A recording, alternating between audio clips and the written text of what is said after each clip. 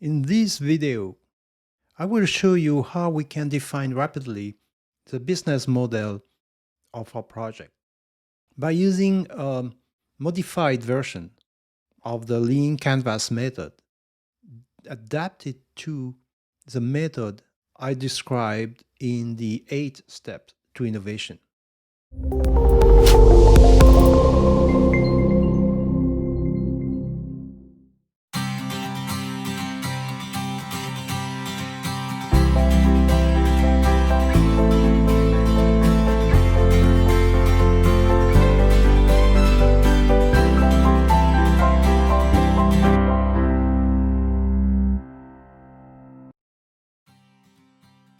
We see here the table we'll use to create our business model.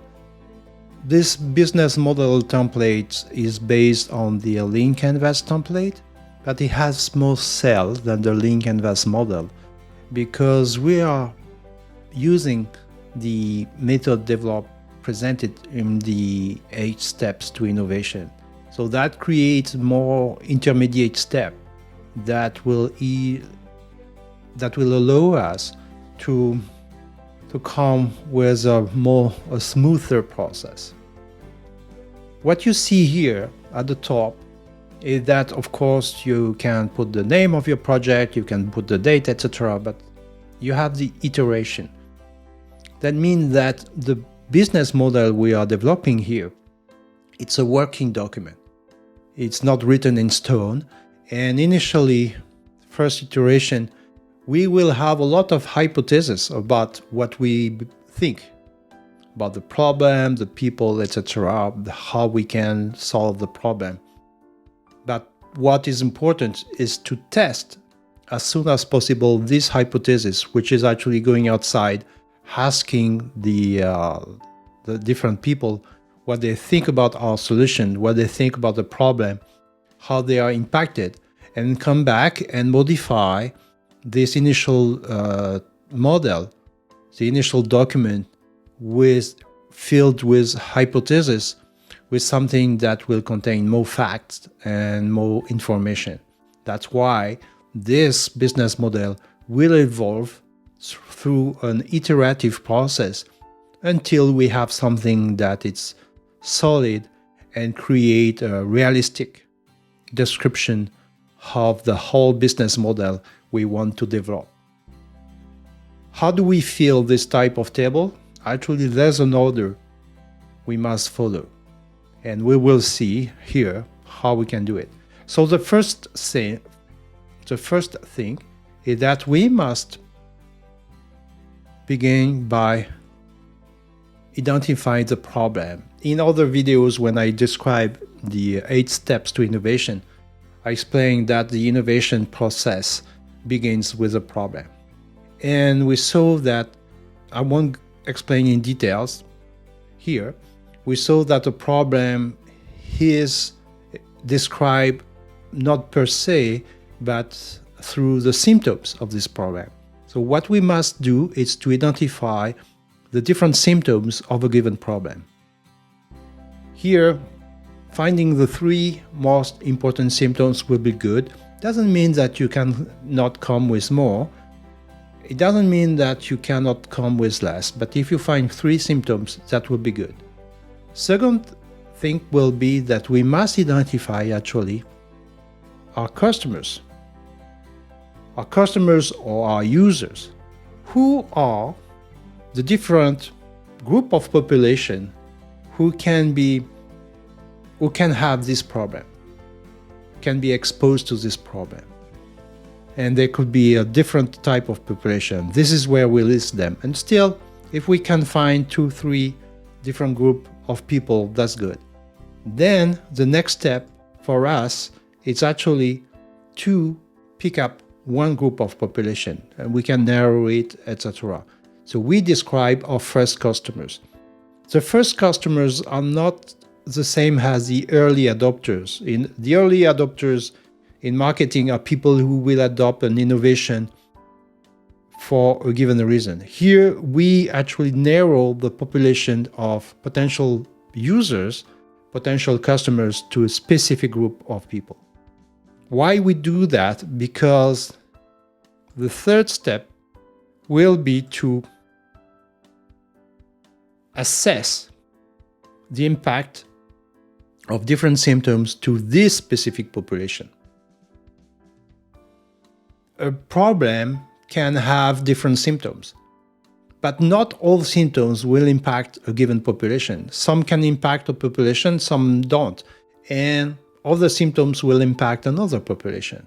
So because we have selected one type of people, we can actually identify what is the impact of which symptoms on this specific group of people. Still, I explain elsewhere what is the meaning of the impact and how we can find it. When we have that, if a population is impacted by a collection of symptoms, then that will generate a pain. And this is what we call the customer pain, and this is what we must describe next. So the pain is actually not the symptom of the problem. It's actually what people feel, what is the life of people when they are impacted by the symptoms of the problem. And when we have that, our work to develop a solution, you see until now what we have. There's something else I explained, which is the innovation triangle, and the innovation triangle has three apexes: the problem, the users, and the solution. Now, what we have as we build our business model, we are not working on the solution yet. We haven't started to work on the solution yet. What we have done is actually to identify a problem, then identify a group of potential users, and narrow the impact of the problem for this specific group of people. And this is what we call the customer pain for these people. Now we can start to work on what should be the solution. And that will be better. So the solution actually, it's not a solution that we developed. We developed this solution with a specific goal. The problem has a series of symptoms. Some symptoms impact a specific group of people. And because of that, this group of people feel a pain. And we must actually develop something that will suppress the cause of the symptoms, hence the impact of these symptoms on that group of people, and finally suppress the pain they feel. So our solution must assemble and contain some functions, each function being developed to actually address the cause of these specific symptoms in order to solve them, to suppress them. And this is what we do. So actually, we will begin to design a solution that must contain some function to address the specific impact of the problem on a specific population. When we do that, and even if maybe we don't know yet what will be the function or how we can create them, but if we manage to do that, basically the result by suppressing the different pain that this group of people is feeling because of the impact of that problem will be that they will get some value. And the value is never, so that's something I explained also, the value is not what you offer. The value is not what you created. The value is what people get when they use what you created. It means that now we have a solution that is specific, that will be specifically designed to address the problem to that population and solve the problem for that population. Now we can do and say, okay, my solution, my theoretical solution would be able to do this and that and do a lot of things. It will be time to come with something that is not as complex and maybe not as complete, but that will be our MVP, minimum viable product. we know that a first product shouldn't be perfect, but it should be able to suppress the cause of the main symptoms that impact the most the group of population. And that's why we will define our initial product not by combining all the functions it should have to come with a perfect solution, but to offer the minimum value that people are expecting if they use a new solution. And that's a minimum viable product, the MVP. When we have that, we see that actually we know how we can build what is called our unique value proposition. And remember that the value is not what we offer, it's what people get. And the unique value proposition, the UVP, is usually one of the questions when you meet business people, when you meet investors. It's one of the questions that we ask you first. What is your value proposition? And remember, the value proposition is not about how your system works, what it can do, but you have to think about the change in life after and before using your product. What was the life of people? What was the pain they had before using your product? What is the life they have after they use your product? And do not imagine that it should be like world-saving, life-changing, etc. Could be that you want to develop a new type of cupcake. And people will come and stop at your shop to buy some cupcakes, and that will change something in their life, which is the driving force, the reason why they buy it. And so, if you can visualize what will change in their life when they are buying and eating your cupcake, this is your value proposition.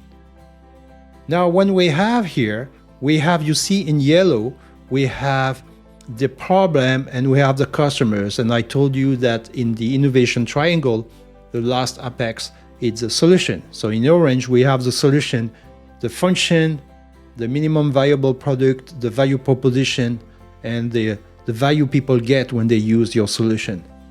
Now it's time to go outside and to see what competition can offer. So what are the existing alternatives? And still you can find 3 competitors, 3 other companies who are offering some solution. You could think that, it's not a good thing that there are some companies offering a solution to this problem, because that means it's competition. The good news is if some companies are already offering some solution, there's a market. There are already people willing to buy something to solve the problem they have. So it's kind of good news. And of course, what you must do, be able to demonstrate is that your solution is different, better in a way than what exists. A way to do that is potentially you could have, and it's still part of your solution, you could have an unfair advantage. The unfair advantage is something, it's not what makes you different, it's actually what you have that nobody else can have. For instance, you could have a patent. You could have a molecule for the cure that nobody has. Could be a secret, but you know it. You could have access to a closed market that nobody else can access for any reason. You don't have all the time an unfair advantage, but there's something good if you can have it, and if you can protect. This is where you must protect at the end, be able to protect something. And you will have to maybe define what should be your unfair advantage to be able to come with something and compete against the others.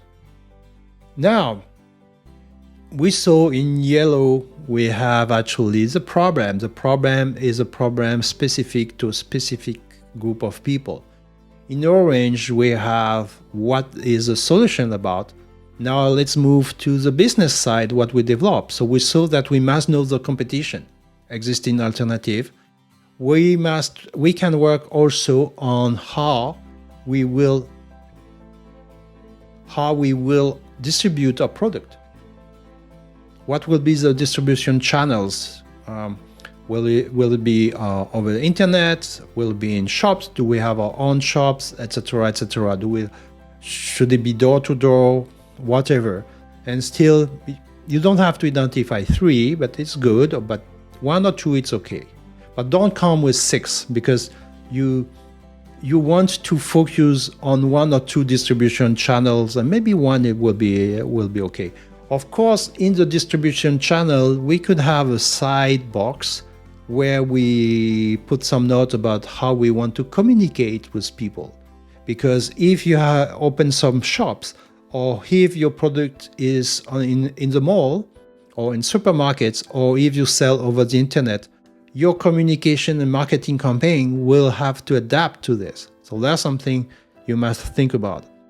Then it's time to create a virtual company or virtual project here, because the goal is to come with something.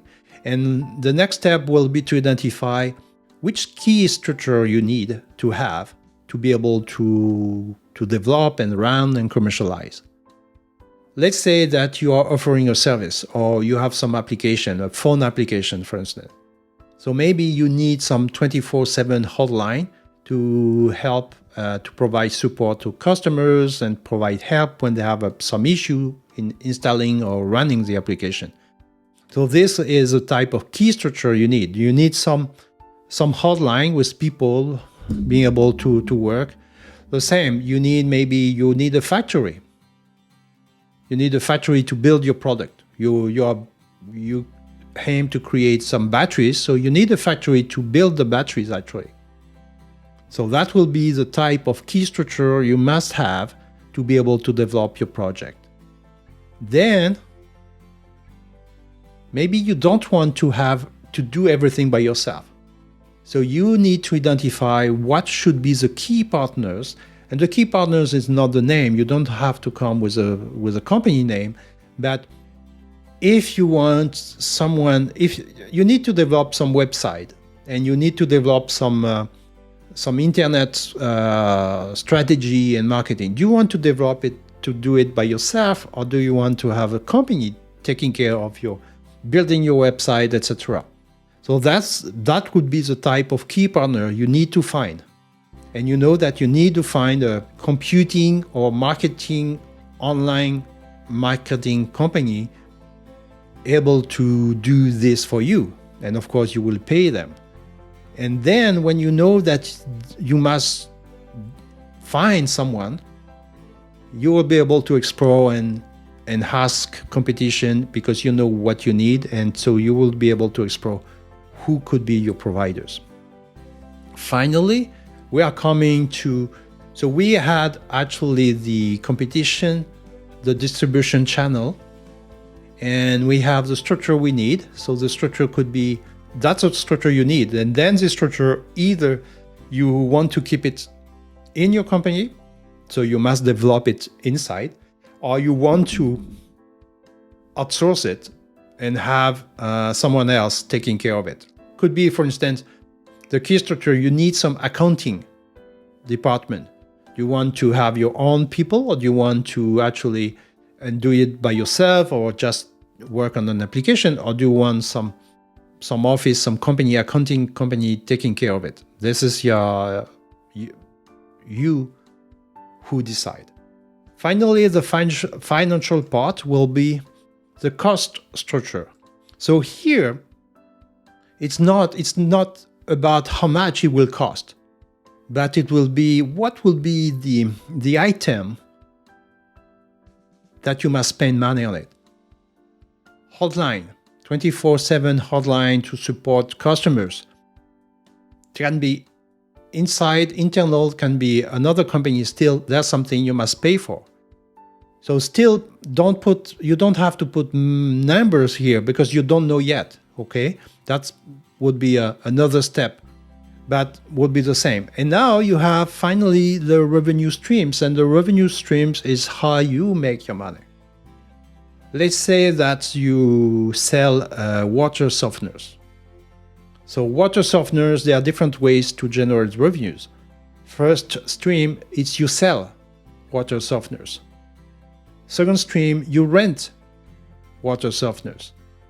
Third stream, you provide service. Every year, someone is coming to check that everything is good, and people pay because if there's some issue, someone will come. So you see, for the same company dealing with water softeners, there are 3 revenue streams. So that would be the same. You could have, if you sell an application, you could have the basic, the gold, the platinum options with different rates and different options, and this is how it can work.